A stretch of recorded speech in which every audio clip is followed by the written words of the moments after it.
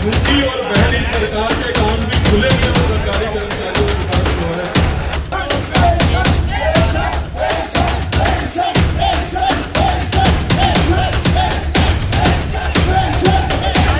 पुरानी पेंशन बहाली को लेकर रामलीला मैदान में लाखों कर्मियों ने मोदी के खिलाफ खोला मोर्चा। पुरानी पेंशन बहाली के लिए देश भर से आए लाखों कर्मियों ने रविवार को दिल्ली के रामलीला मैदान में हुंकार भरी है। केंद्र और राज्य सरकारों की कर्मचारी संगठनों के नेताओं ने पेंशन शंखनाद महारैली में कहा, अगर सरकार अपनी जिद नहीं छोड़ती है तो वोट की चोट के आधार पर पुरानी पेंशन बहाल कराएंगे। सरकारी कर्मियों, पेंशनरों और उनके रिश्तेदारों को मिलाकर ये संख्या 10 करोड़ के पार चली जाती है। चुनाव में बड़ा उलटफेर करने के लिए ये संख्या निर्णायक साबित होगी। इस रैली में केंद्र एवं राज्यों के कर्मचारी संगठनों ने भाग लिया। हालांकि रैली का आयोजन national movement for old pension scheme के बैनर तले हुआ है।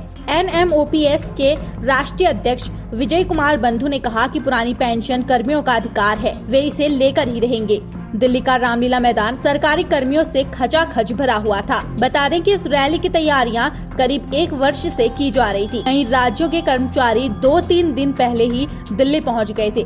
रेल, बस और दूसरे वाहनों में बैठकर कर्मचारी दिल्ली पहुंचे हैं। अनेक कर्मियों को रेल की तत्काल टिकट लेनी पड़ी। रविवार सुबह 11 बजे रामलीला मैदान पूरी तरह भर चुका था। रामलीला मैदान के चारों तरफ की सड़कों पर कर्मियों के जत्थे चल रहे थे। कर्मियों के द्वारा पेंशन का नारा लगाया जा रहा था। इससे पहले केंद्रीय कर्मचारी संगठनों ने 10 अगस्त को रामलीला मैदान में एक विशाल रैली आयोजित की थी। अब national movement for old pension scheme द्वारा पेंशन शंखनाद महारैली आयोजित की गई है। विजय कुमार बंधु ने रैली की सफलता के लिए विभिन्न राज्यों का दौरा किया था। बंधु ने कहा, पुरानी पेंशन बहाली का मुद्दा अब जीवन मरण का प्रश्न बन चुका है। जब 5 राज्यों में पुरानी पेंशन बहाल हो सकती है तो पूरे देश में क्यों नहीं। देश की आंतरिक और सीमा की सुरक्षा में तैनात CAPF जवानों को पुरानी पेंशन से वंचित रखा जा रहा है। अगर यही कर्मचारी पुरानी पेंशन व्यवस्था के दायरे में होते तो उन्हें प्रति माह क्रमशः 15,250 रूपए, 17,150 रूपए और 28,450 रूपए मिलते। NPS के कर्मियों द्वारा हर माह अपने वेतन का 10% शेयर डालने के बाद भी उन्हें रिटायरमेंट पर